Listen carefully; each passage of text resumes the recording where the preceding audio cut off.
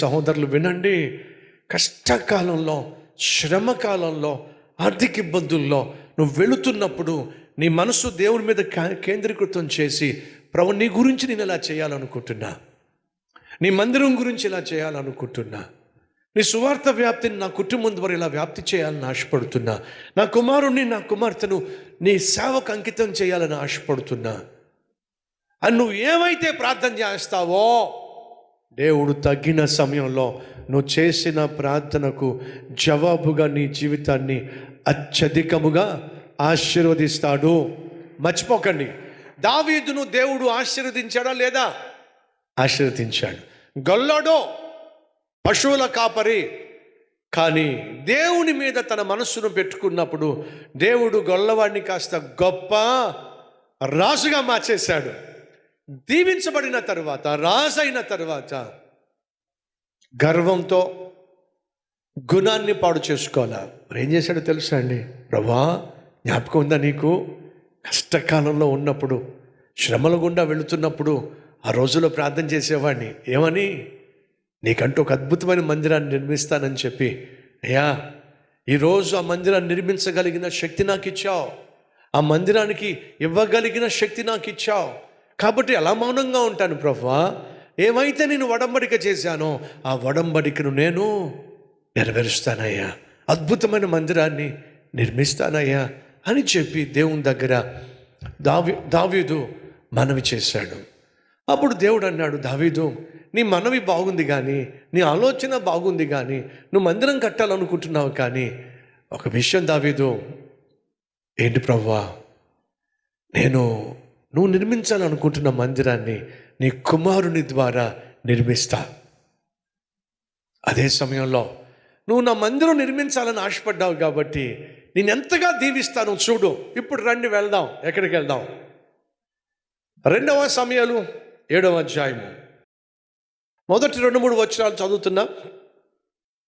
మొదటి వచనం కూడా, యెహోవా నలుదిక్కుల అతనికి శత్రువుల మీద అతనికి విజయం ఇచ్చి అతనికి నెమ్మది కలుగ చేసిన తరువాత, రాజు తన నగరి యందు కాపురముండి నాతానును ప్రవక్తను పిలువనంపి, నేను దేవదారు మ్రాణుతో చేయబడినటువంటి నగరి యందు వాసము చేయుచు ఉండగా దేవుని మందస్సము డేరాల్లో ఉన్నదనగా, నాతాను, యెహోవా నీకు తోడుగా ఉన్నాడు కదా, నీవు ఏం చేయాలనుకుంటున్నావో చెయ్యి, మందిరం కట్టాలనుకుంటున్నాను.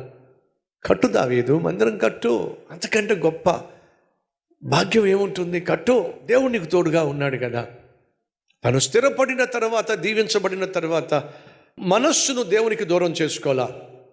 సహజంగా, సాధారణంగా మనం ఎప్పుడు దేవునికి దగ్గరగా జీవిస్తాం చెప్పండి?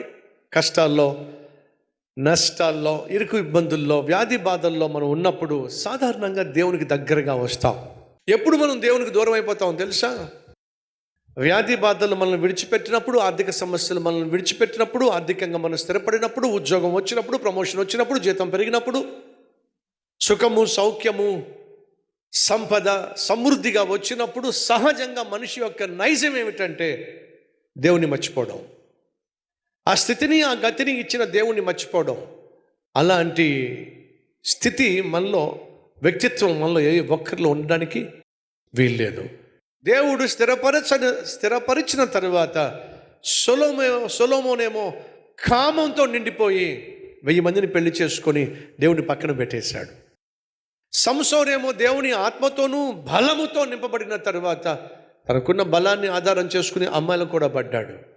దావీదేమో సింహాసనం మీద స్థిరపడిన తరువాత తన కష్టకాలంలో ఏమైతే దేవునికి ఒడంబడికలు చేశాడో దాన్ని నెరవేర్చాలని ఆశపడుతున్నాడు. అయ్యా, అమ్మా, కష్టకాలంలో నువ్వు వెళ్తున్నావా? అయితే ఎన్ని విత్తనాలు విత్తగలవో విత్తు. ఏం విత్తనాలు? ప్రభా, కష్టకాలం గుండా వెళ్తున్నాను, కానీ నాకున్న ఆశ ఏంటో తెలుసా? నీ సేవ చేయాలి, నా పిల్లలు నీ సేవ చేయాలి. అల్లరి చిల్లరగా నేను జీవిస్తున్నప్పుడు, పనికి మాలిన వాడిగా నేను జీవిస్తున్నప్పుడు, 12 సంవత్సరాల వయసులో ప్రభువును సొంత రక్షకునిగా నేను అంగీకరించిన తర్వాత మా అమ్మ తాను రక్షింపబడి సేవ చేస్తున్న సేవకులను చూసి తనేమనుకునే తెలుసా? ప్రభా, పనికిరాని మా అబ్బాయి ఇప్పుడు నిన్ను నమ్ముకున్నాడు కదా, నాకున్న ఆశ ఏంటంటే మా అబ్బాయి ఏదో గొప్ప ఉద్యోగం సంపాదించి స్థిరపడాలనే ఆశ నాకు లేదు. కానీ అప్పుడు మనకు చదువు సంధ్యలు లేవు. ఎలా పడితే అలా తిరిగాడు, జీవించేవాడు. కానీ నువ్వు రక్షించుకున్నావు కదా.